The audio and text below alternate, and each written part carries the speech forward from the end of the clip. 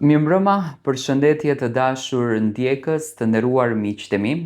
Ja ku po ritakohemi me analizat e radhës.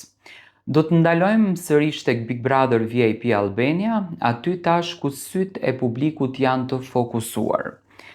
Dita e sotme ka patur një zënk jashtëzakonisht të madhe, në fakt që në mëngjes, ku Mateo dhe Miri, le të themi, kanë thyer rregullat e këtij Big Brotherit dhe realisht me të drejtë duhet të mbërrijë një zarf i zi, sidomos për Mirin në këtë rast, sepse provokon jashtëzakonisht Mateon.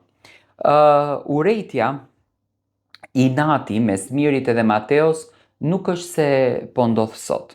Domethënë është një inat i cili ka krijuar rrënjmë në mendjen, në shpirtin e Mirit, sepse nuk e shoh realisht në shpirtin e Mateos. Mateo nuk e ndjen konkurrencën e Mirit, nuk e shoh që nuk e ndjen konkurrencën e askujt dhe zakonisht është më i matur. Ditën e sotme që të dy në fakt janë afruar tepër, saqë unë prisja moment në moment të humbin vetë kontrollin edhe njëri do t'i gjuante tjetrit.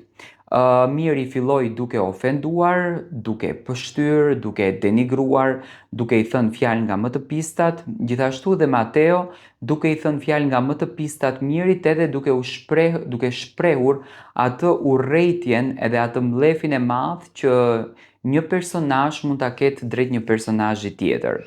Dhe tani pyetja që unë do ta adresoj drejt jush është kjo. Deri ku mund të shkoj inati, deri ku mund të shkoj xhelozia, deri ku mund të shkoj egoja për interes të lojës. Në fund të ditës, do me thënë, nuk ka pse të promovojnë kaq inat dhe kaq mlef çunat ndërmjet veti, se fundja fundit është thjesht një lojë. Do me thënë, në fund të ditës një do deli fituar dhe asnjë gjë tjetër, por të gjithë banorët janë të fituar për atë se çfarë ndërtojnë. E shoh që Mirin e ka kap pak panika, sidomos me largimin e Selinës nga afërsia e Mirit, nga shpirti i Mirit, nga trupi i Mirit, e shikoj që në fakt Mirin e ka kap pak frika dhe ka frikën se ndoshta në qoftë se ai nuk e ka Selinën, do t'jeti dështuar dhe realisht po tregon se sa në kontroll e ka mbajt Selina. Unë mendoj që afrimiteti me Selinën, ndjesia që Miri e ka krijuar në shpirt për Selinën, e ka mbajtur të lumtur dhe e ka mbajtur pozitiv brenda kësaj shtëpie. Por ditën e sotme konfliktin me Mateon e ka kthyer në personale.